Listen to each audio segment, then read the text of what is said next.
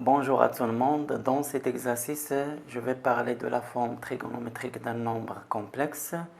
Je donne aussi l'interprétation géométrique de cette forme. Et enfin, je donne une application de la formule de Moivre.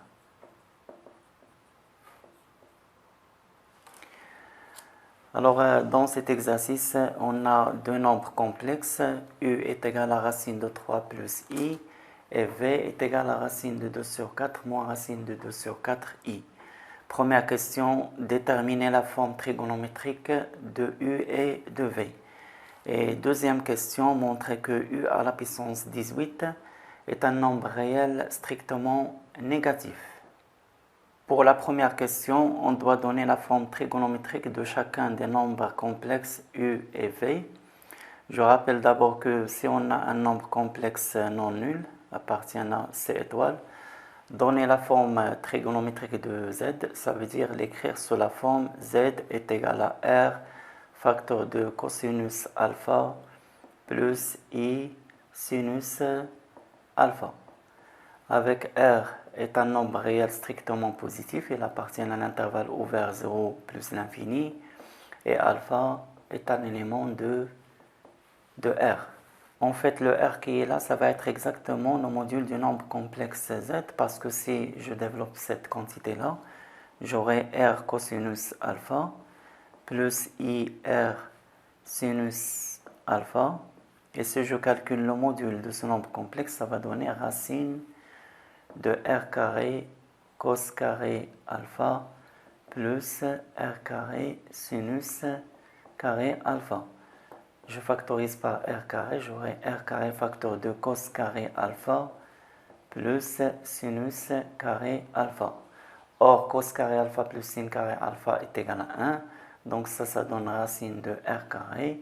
Et puisque R est positif, ça donne exactement R. Donc pratiquement, pour trouver la forme trigonométrique d'un nombre complexe, on peut factoriser dans un premier temps par son module. Alors on a U est égal à racine de 3 plus I. Module de U est égal à racine de 3 au carré plus 1 au carré qui est égal à racine. Là c'est 3 plus 1 c'est 4. Et racine de 4 est égal à 2. Donc je factorise ici par 2. J'aurai U est égal à 2 facteurs de racine de 3 sur 2 plus 1 demi I est égal à 2 facteurs. Mais racine de 3 sur 2, c'est exactement cosinus pi sur 6. Et 1 demi, c'est le sinus de pi sur 6, c'est-à-dire plus I sinus pi sur 6. Et donc, on a trouvé la forme trigonométrique du nombre complexe U. Et on peut écrire ça en abrégé avec un crochet. On met le crochet, là le module, et là le nombre pi sur 6. Ce nombre-là, pi sur 6, s'appelle l'argument du nombre complexe U. Et on note ARG, c'est-à-dire argument de U, est congru à pi sur 6 modulo de pi. La relation argument U est congrue à pi sur 6 modulo de pi veut dire que si on veut un argument de U, il suffit de prendre pi sur 6. Si on veut un autre argument, on prend pi sur 6 plus 2kpi avec k appartient à z. Et cela ne change pas la valeur de U. En effet, si on a 2 pi sur 6 plus 2kpi, si on a cette forme trigonométrique, ça c'est égal à 2 facteurs de cosinus pi sur 6 plus 2kpi plus I sinus pi sur 6 plus 2kpi. Or, on sait que cosinus alpha plus 2kpi avec k appartient à z est égal à cos alpha. Et sinus alpha plus 2kpi est égal à sinus alpha. Donc ça vaut 2 facteurs de cosinus pi sur 6 plus I sinus pi sur 6. Et ça vaut exactement U qui est égal à 2 pi sur 6. En fait, le nombre complexe U a une infinité d'arguments qui sont de la forme pi sur 6 plus 2kpi. mais généralement on travaille avec l'argument principal qui appartient à un intervalle moins pi, pi. Et dans ce cas, l'argument principal, c'est exactement pi sur 6, parce que pi sur 6, elle appartient à cet intervalle. Pour la forme trigonométrique de V, on n'est pas obligé de calculer le module de V parce qu'on peut factoriser par 1/2 dans ce cas.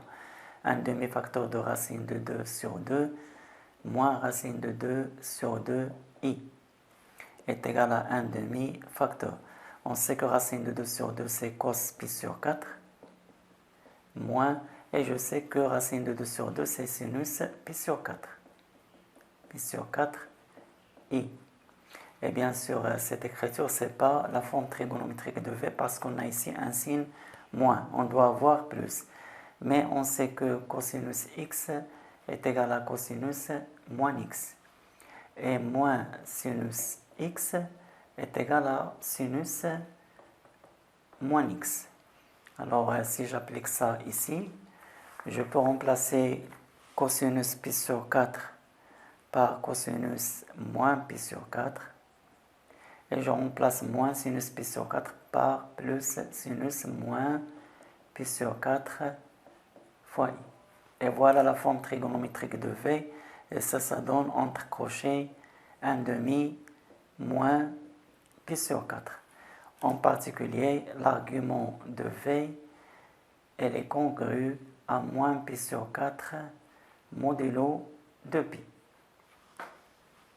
Avant de passer à la deuxième question, je donne l'interprétation géométrique de ces deux nombres-là. Si je considère dans ce repère, le point A d'affixe U est égal à racine de 3 plus I, alors pi sur 6, géométriquement, c'est une mesure de l'angle E1 OA. Et le nombre 2, c'est exactement le module de U, et géométriquement, c'est la distance entre l'origine et le point A. Donc c'est ça l'interprétation géométrique de pi sur 6 et du nombre 2. Avec ces deux données, je peux placer dans le repère le point A. Bien sûr, ici, la mesure pi sur 6, elle est en radians. Si je la transforme en degrés, ça va donner 30 degrés. Pour le dessin, je commence par l'angle. Je sais qu'une mesure de l'angle E1OA, c'est pi sur 6 radians, c'est-à-dire 30 degrés. Donc je place mon rapporteur ici et je mesure 30 degrés dans le sens positif parce que pi sur 6, c'est une mesure principale positive. Donc là, j'ai 10, 20, 30 degrés. Voilà. Je trace déjà cette demi-droite.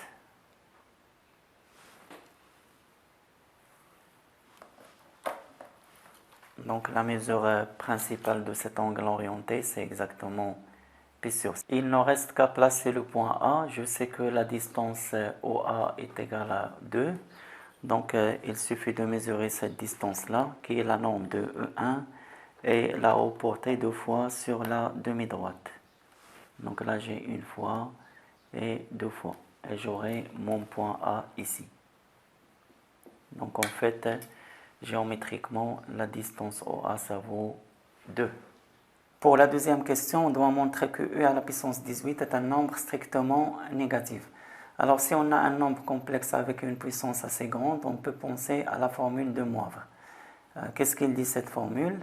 Que si R est un nombre réel strictement positif, et si alpha est un réel quelconque, et si n est un entier naturel quelconque, alors si on a entre crochets R alpha, une forme trigonométrique à la puissance n, ça va être égal, le module à la puissance n est là n alpha.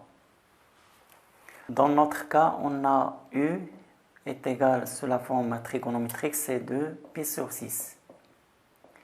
Donc U à la puissance 18 est égal à 2 à la puissance 18 et 18 fois pi sur 6 qui est égal à 2 à la puissance 18.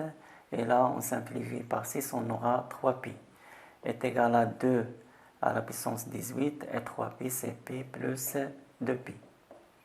Et on a vu précédemment qu'on peut enlever 2kπ, c'est-à-dire on peut ici enlever 2π, et ça donne 2 à la puissance 18 pi. Et d'après la définition de cette écriture, ça vaut 2 à la puissance 18 facteur de cosinus pi plus i sinus pi. Or, je sais que cos pi est égal à moins 1 et sinus pi est égal à 0.